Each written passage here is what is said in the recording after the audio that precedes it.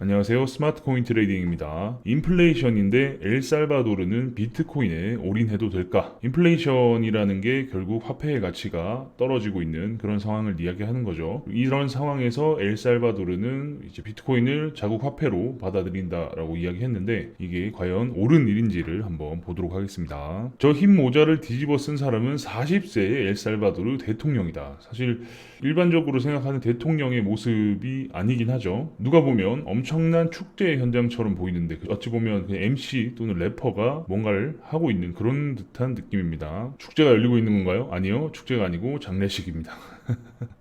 우리야 재미삼아 강 건너 불구경이지만 사실 우리야 엘살바도르 대통령 저거 미쳤네라고 하면서 웃고 말지만 저 나라는 사실상 국운을 걸고 피치 못한 도박을 하는 것이다. 인플레가 미친 나라에서 자국 화폐가 미친 듯이 떨어질 때 해결하는 고전적인 방법 중 하나가 타국의 화폐를 일시적으로 허용하면서 자국의 화폐를 걷어들이는 방식으로 해결한다. 보통 타국은 달러를 사용하기도 한다. 그러니까 못 사는 나라들 가보면 여행할 때 보면 그 나라 돈도 받기도 하지만 달러를 받기도 하죠. 그런 경험들이 있으실 거예요. 잘 해결해서 다시 원복하는 경우도 있지만 국민들의 자국 화폐에 대한 불신에 의해 종속되어 버리는 경우도 발생한다. 그러니까 자기 나라 돈 안 쓰고 그냥 달러만 받아서 달러만 쓴다든지 그런 상황이 발생할 수 있다라는 거겠죠. 그런 의미에서 자국 화폐로 쓰이지 않는 비트코인을 선택한 것은 정말 탁월한 선택이기도 했다. 게다가 전기로 코인 생산하면 나름 윤전기 역할도 하니까. 그러니까 다른 나라의 돈을 받아들이면 뭐 본인들이 그 나라의 돈을 직접 생산할 수는 없잖아요. 달러를 직접 찍어내거나 할 수 없는 입장인 건 맞죠. 근데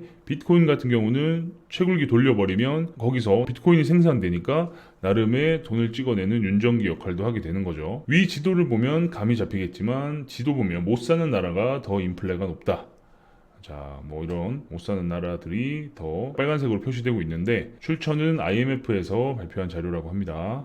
그래서 이 못 사는 나라일수록 이렇게 인플레가 높다라고 하는데 뭐 중국도 포함이고 생각보다 러시아 뭐 생각보다 인플레가 높은 상황이네요. 그죠? 그래서 인플레에 대한 두 가지 인식이 있다. 인플레는 화폐적 현상이다. 두 번째 정치적 현상이다. 보통 교과서적으로 보면 1번이 맞지만 나는 2번이다. 정치적 현상에 가깝다고 본다. 말 그대로 희생양이지. 사실 2번은 워렌 버핏이 이야기한 것이고 1번은 밀턴 프리드먼이 이야기했다라고 하네요. 그러니까 이제 어떤 이야기가 있냐면 달러는 무한정 찍어내도 상관이 없다라고 이야기를 했었어요. 근데 그렇게 되면 이런 문제가 발생하는 거죠. 달러를 무한정 찍어내도 상관없다라는 쪽의 이야기를 들어보면 달러를 무한정 찍어내서 전 세계에 달러가 계속 공급이 되면 그 나라들도 어쨌든 달러를 확보하기 위해서 인플레를 계속 만들어낼 것이다. 어쨌든 자국의 화폐랑 교환을 해서 달러를 보유하게 될 것이고 그래서 달러의 패권은 영원할 것이다. 뭐 이런 식의 주장을 하는 뭐 이론과 뭐 그런 세력들이 있었어요. 근데 결국 이런 사단이 나는 거예요. 달러를 보유하기 위해서 자국의 화폐를 계속 찍어낸다라고 하면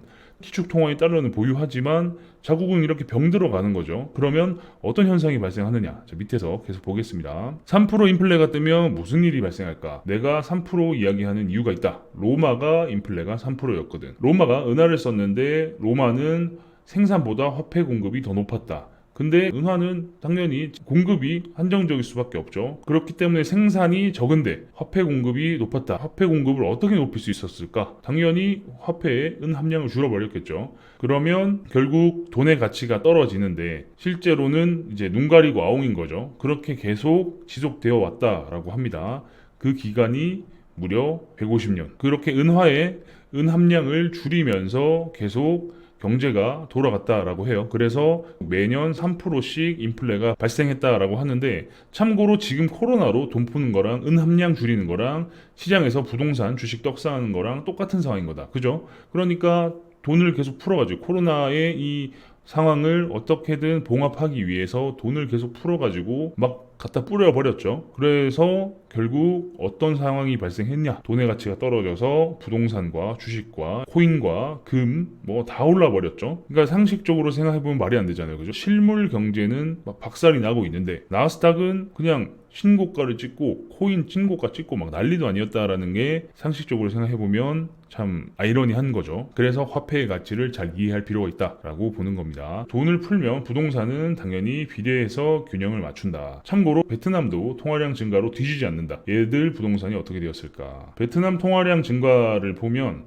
한 2004년 기준으로 했을 때 현재가 최소 5배 이상 상승을 했네요. 그죠? 여기부터 여기까지가 어쨌든 4배니까 여기부터 여기까지는 뭐 한 5배 정도 되지 않을까. 그죠? 엄청나게 통화량이 증가했다라는 게 돈이 그만큼 많이 풀렸다라는 거죠. 그러면 당연히 부동산도 아까 위에서 말씀드렸듯이 비례해서 균형을 맞춘다라고 했죠. 그러면 똑같이 상승을 하는 겁니다. 중국도 마찬가지고 역시나 미국은 귀축 통화이기 때문에 화폐 가치 하락률이 낮고 하지만 부동산 가격이 상승한 반면에 다른 나라들은 다 어느 정도 화폐 가치 하락과 비등비등하게 상승을 했어요. 그죠? 자, 다시 로마로 돌아오자. 로마를 조사해 보니 매년 3%씩 인플레이션이 왔었고 150년 동안 지속되었다. 150년이면 어마어마한 거죠. 3%씩 150년 동안 지속이 되면 결국 84배의 물가가 상승했다. 라는 잠정치가 있다라고 하네요. 그러니까 계속 3%씩 매년 누적되니까 그게 복리가 되어서 결국 84배에 돈이 풀리고 그렇게 물가가 상승했다라고 이야기하는 거죠. 지금 인플레 수치가 만약 3%씩 유지되면 25년 만에 올 현금은 가치가 반토막 나는 건데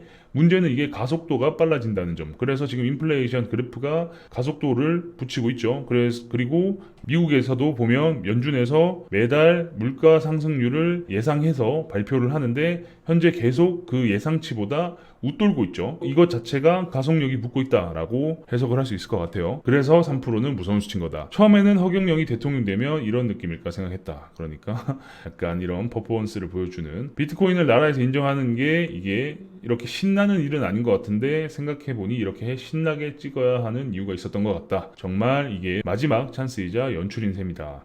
그러니까 이거를 뭐 이렇게 비트코인을 받아들였다라는 것 자체를 너무 암울하게 침울하게 연출할 필요가 없다라는 거죠. 이게 우리가 그런 가난을 벗어나기 위해서 달러의 패권에서 이렇게 쥐락펴락하는 이 소나기에서 벗어나기 위해서 어떤 시도를 하는 것을 이렇게 축제 분위기로 연출해서 모두가 동참하고 좋아할 수 있게끔 만들기 위한 어느 정도의 노력이라고 볼 수 있겠죠. 그러고 보니 저기 춤추는 사람은 엘살바도르의 탁현민인 듯하다. 아마 연출을 담당한 듯한데 농담이다. 그러니까 탁현민은 우리나라의 문화기획을 하는 사람이죠. 그래서 최근에 청와대에서 비서관으로 활동하면서 이런 부분들을 담당하고 있다고 합니다. 그래서 앞에 서서 이렇게 사람들이 손들고 팔을 흔들면서 좋은 분위기를 연출할 것 앞에서 유도하고 있는 게 아닐까라고 농담으로 말씀하시는 겁니다. 아무튼 굳이 달러의 패권에 휘둘리지 말고 제3세계의 다양한 경제가 취약한 나라들이 코인으로 양털 깎기 및 수탈 시스템에서 벗어났으면 하는 생각이 든다. 그러니까 말씀드렸다시피 달러를 확 풀어서 잠깐의 경제가 좋아지는 것처럼 해줬다가 금리를 올려버리는 순간 지옥으로 가는 거죠. 이제 이런 부분들에서 탈출하는 거예요. 그렇게 해서 탈출할 수 있었으면 하는 생각이 든다라는 거죠. 굳이 은 함량이 줄어든 달러에 목매이면 지금 금리 인상이랑 테이퍼링 때문에 몇 배는 복잡해질 것으로 보인다. 무슨 말씀인지 아시겠죠? 뭐 저금리로 돈을 빌리고 뭐 인플레를 계속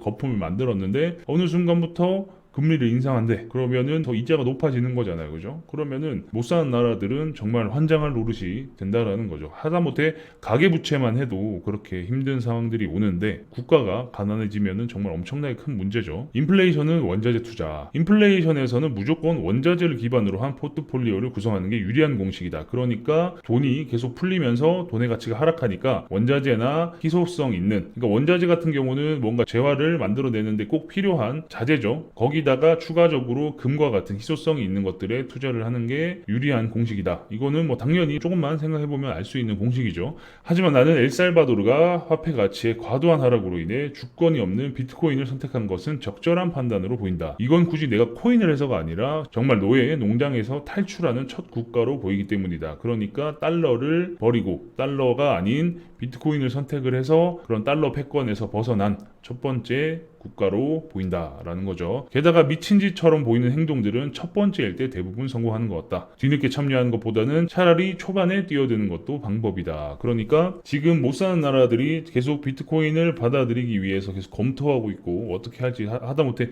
엘살바도르에 가서 배우고 있다 뭐 이런 말들도 들어보신 적이 있으실 거예요. 그래서 제3국에서는 이게 당연시되기 시작하고 하면 그때는 약간의 후발주자로서 뭐 코인도 마찬가지죠. 투자를 할 때 누구보다 빠르게 매수를 해서 기다리고 있으면 다른 사람들이 참여하는 그 돈이 나한테 양분으로 돌아오듯이 국가에서도 비트코인을 받아들이는 것 자체가 먼저 시작하는 게 나중에 따라서 시작하는 국가들보다 훨씬 유리한 포지션을 취하게 될 것이다 라는 말이죠. 커뮤니티에 들어오시면 더 다양한 이야기 나눌 수 있으니까 커뮤니티에 많이들 들어오시면 좋겠고요. 아래 보이시는 프로그램은 저희 회사에서 직접 개발한 API 트레이딩 프로그램입니다. 바이비트, 바이낸스, 비트맥스, FTX 4개 거래소에서 사용이 가능하고요. 실제로 이렇게 보이는 프로그램이죠. 정말 열심히 잘 만든 프로그램이고 어떻게 동작하는지 잠깐 보여드리도록 할게요.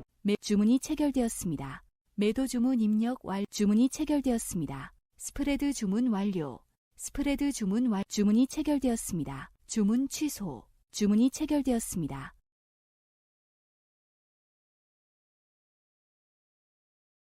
주문이 체결되었습니다. 아무래도 API 트레이딩 프로그램이 좀 생소하시긴 하죠. API에 대한 이야기는 많이 들어보셨을 텐데 이걸 프로그램으로 이렇게 생각을 하면 조금 의심스러우실 수 있어요. 근데 주식 HTS 써보신 적 있으실 거라고 생각합니다. 주식 HTS도 당연히 프로그램으로 되어 있는데 그 이유가 속도 때문인데요. 자세한 내용은 홈페이지에 들어오시면 우측 하단에 사용법 알아보기에서 한번 쭉 보실 수 있고요. 홈페이지 하단으로 쭉 내려오시면 사업자 등록 번호부터 고객센터 번호가 있습니다. 운영 시간 내에 전화 주시면 언제든 친절하게 전화를 받아서 궁금한 건 해소시켜 드릴 수 있도록 하고요. 아무튼 저희 정식 소프트웨어 개발 업체에서 개발한 거고 프로그램 또한 키사 인증이라고 해서 문제가 없는 프로그램을 인증받은 깨끗한 정말 열심히 공들여 만든 프로그램입니다. 그러니까 한 번씩 관심 있게 봐주시면 감사하겠습니다. 정말 구독자도 빠르게 늘고 있고 계속 컨텐츠를 올릴 맛이 난다고 해야 되나요? 아무튼 여러분 덕분에 계속 꾸준히 성장하고 있습니다. 감사하고요. 또 영상이 괜찮았으면 아직 구독 안 하신 분들은 구독하기도 좀 눌러주시면 감사하겠습니다.